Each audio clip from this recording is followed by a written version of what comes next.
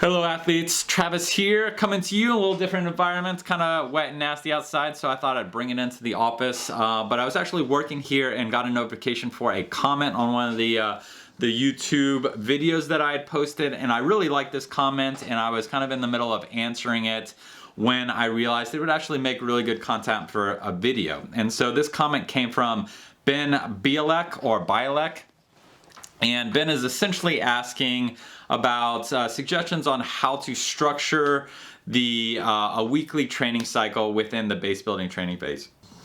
And now normally I'm very hesitant to kind of say do this and this and this with training, because I'm a huge believer in the value of individualization of training, and I am a huge opponent to generalizing training, and so that's certainly a big core of my anti-heart rate training beliefs. I think it's a little bit too simplified and watered down, and it's a lot more complex than the people selling you that equipment want to make you believe. But there is enough kind of general rules that apply within the base building phase with how to structure it and how to kind of balance each of the training in each of the zones that I figured I could provide that information kind of in a video so that you guys hopefully can do a little bit more work on your own to kind of customize it to yourself and get some benefit from hearing me talk about it. But to go through Ben's comment here, and I'll respond in kind as I go through.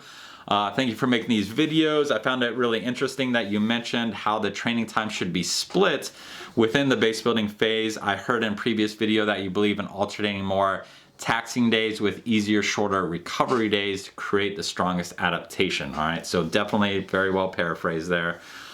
Could you go into more detail about how you would structure a training microcycle in a base building phase? All right, so microcycle, for those not familiar, is basically a term just talking about a training week. I do prefer the term microcycle over training week, because week is going to lock you into 7 days, and I really don't like that. I like a lot of flexibility in terms of what a training microcycle is. Basically, I would consider a microcycle of any mostly repeating pattern that you're going to carry through a macrocycle either being about a 1 month period or a seasonal period. Again, I wouldn't lock it into a 1 month or season. I would just kind of look to the pattern and how the pattern repeats to define those terms. All right, and in the same way that that you shouldn't really conduct your training in a distance-based manner, at least measure it or measure your volume or plan your volume in a distance-based measure, because distance is going to be highly variable between athletes and certainly between genders, between experience levels. You should do it based on time. So I would say 60 minutes steady state and not say 15K steady states, because 15K could be very different for a master's woman that's in their first year of rowing than somebody who is an elite or pre-elite male athlete who's been rowing for many, many years. So time-based. And then the same thing with the microcycle. Get out of that idea of that 7 weeks. All right, just kind of let it flow. So what I'm going to do is I'm going to talk about what I want to achieve within that macrocycle, and then tell you how to kind of set up your day-to-day. And then you can kind of cycle through the microcycles on your own. So within that period, there's going to be 12 loading sessions, all right? And so Ben had mentioned this in value of doing loading and unloading. He called it taxing days and easier recovery days. I call them loading and unloading days. So what I'm going to give you 12 workouts that are going to be loading workouts only, all right? So that's going to be 8 60-minute UT2 rows, 2 30-minute UT1 rows, 1 anaerobic threshold row with a total volume of 32 minutes. Now, however you want to split that up, you can do 2 by 16 minutes. You can do, 4 by 8 minutes, whatever you want to do. But 32 minutes total volume at AT, and then 18 minutes of volume for transport within one workout. So that could be 3 by 6 minutes, 6 by 3 minutes, however you want to split that up as well. All right, so 8 60-minute UT2, 2 30-minute UT1, 1 32 minutes of anaerobic threshold, and 1 day with 18 minutes at transport pace.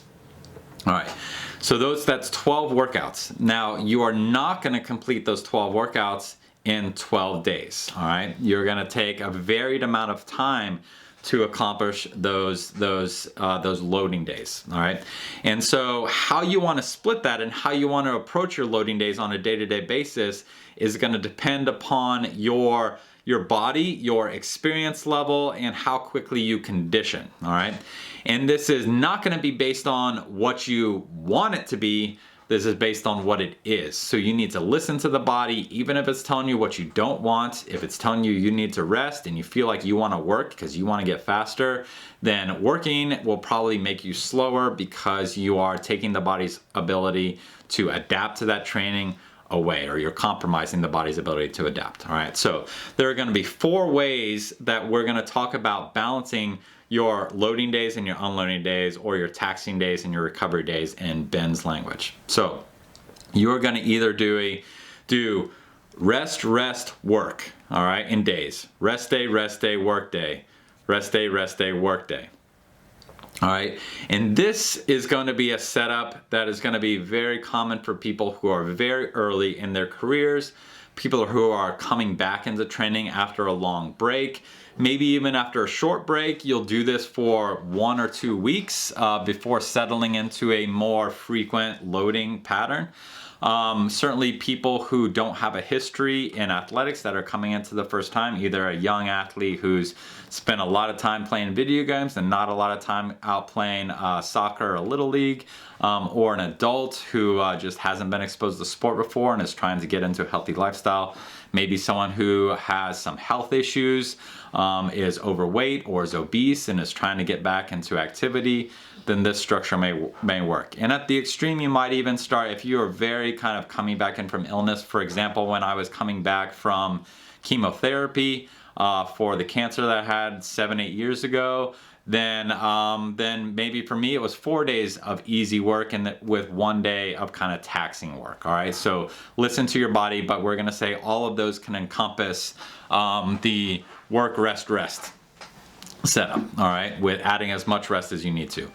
The next one is going to be work, rest. All right, so this is probably going to be the most common one out there. This is the pattern that I use now as a pretty much recreational rower with a good fitness base and a good history athletics, but not currently in an immersive training environment, all right, or in a training program.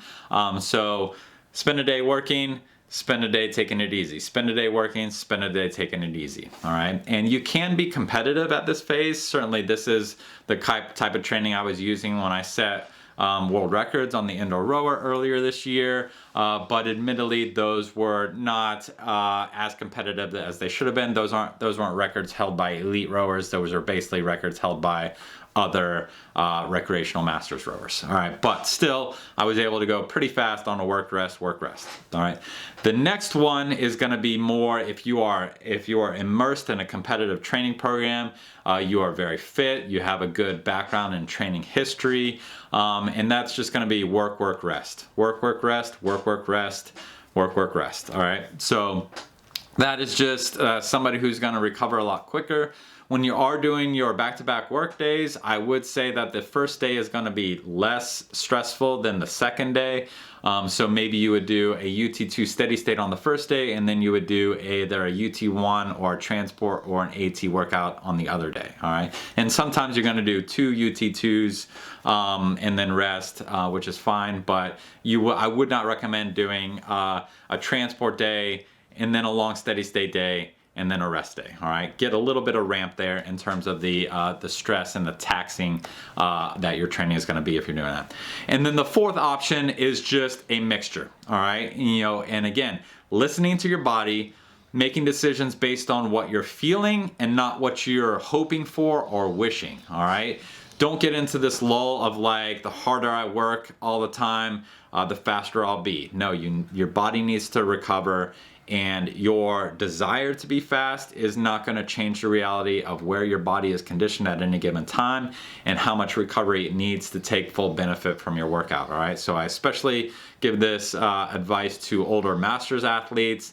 Listen to your body. It is not as fresh and supple as it was when it was young. You might need to rest a little bit more. But anyway, don't be afraid to kind of mix it up. So if you're a work, rest, work, rest, work, rest athlete, then don't be afraid to having a day where you're doing work, rest, rest, work, rest, work, rest, work, rest, rest. All right, you know, add in that extra rest day. Essentially, that's what it is. You're adding in extra rest days whenever you feel like you haven't fully recovered and you're not prepared to conduct the next work day. All right, and so taking a step back into the loading days that I gave you, so that's 8 by 60 minutes UT2, 2 by 30 minutes UT1, 1 by 32 minutes AT, and 1 18-minute transport workout. All right, and so if you are doing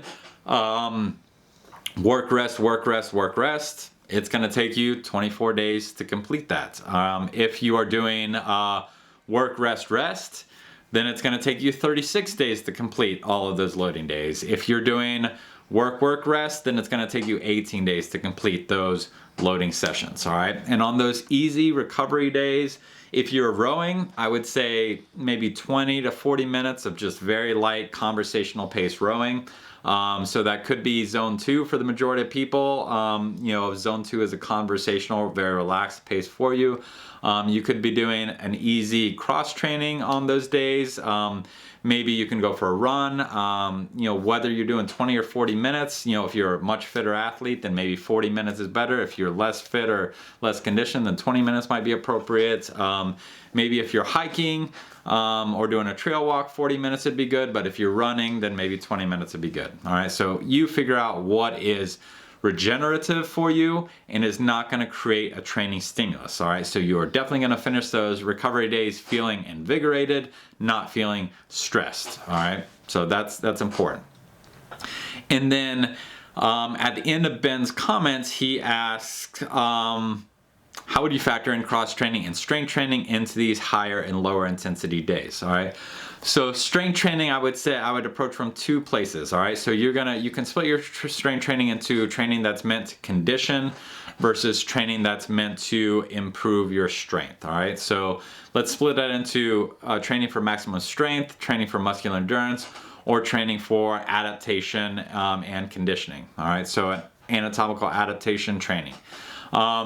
If you're doing that adaptation or just that conditioning, so very low stress, basically just stimulating the muscles but not straining the muscles, I would say you can do that anywhere within it. You could use that as your recovery day of training.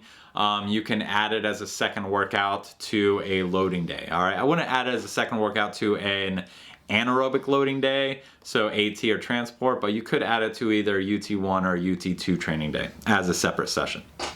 But if you were doing strength, if you're training either strength or muscular endurance, then I would definitely don't do it either before or after an anaerobic day. So don't do it before or after an AT day, a transport day, and I would also maybe not do it before or after a UT1 day. All right, but you could do it before or after any of your UT2 days.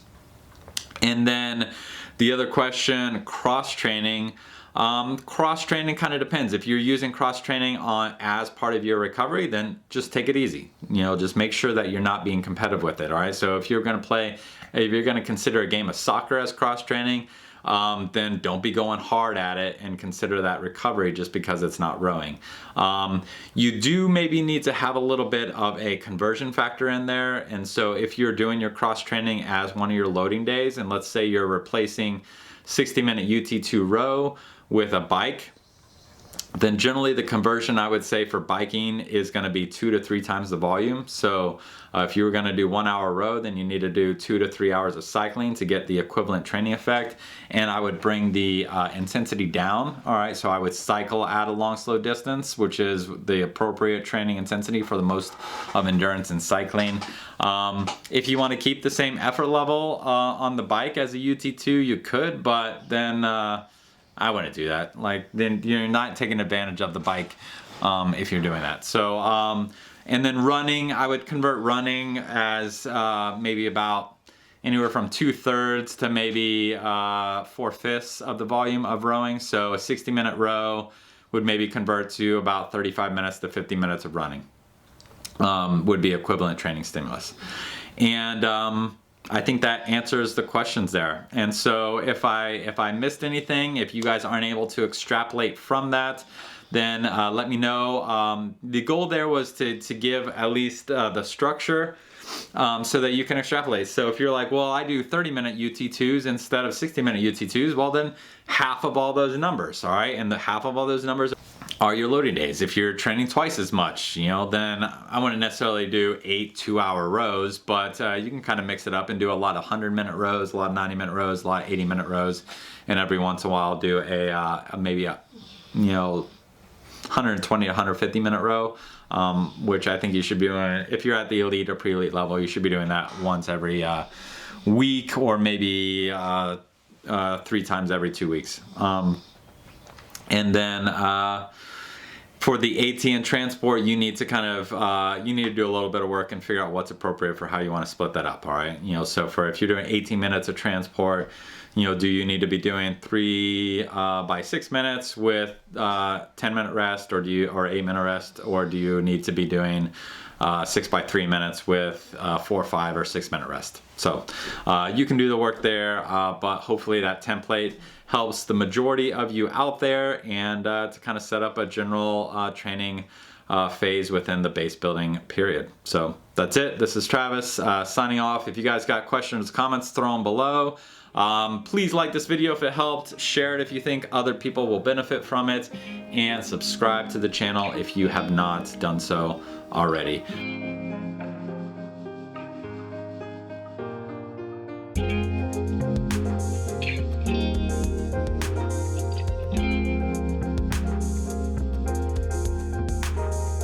Thank you.